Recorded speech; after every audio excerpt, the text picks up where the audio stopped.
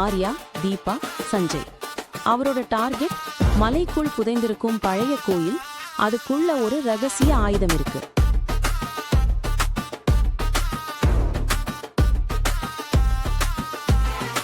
மலைகள் பேசுது, காற்று கேட்குது, கல்லின் மடியில் கதை ஆர்யா, அது மனிதனுக்கு வேண்டியதல்ல ராகுல்.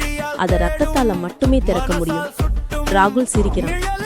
அப்படின்னா உன் ரத்தம் தான்.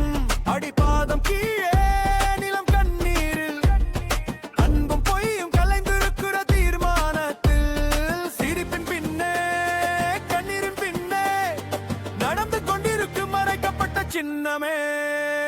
மலைக்குள் மறைந்த ரகசியம் காதல கோபமா யாருக்கே அதுரி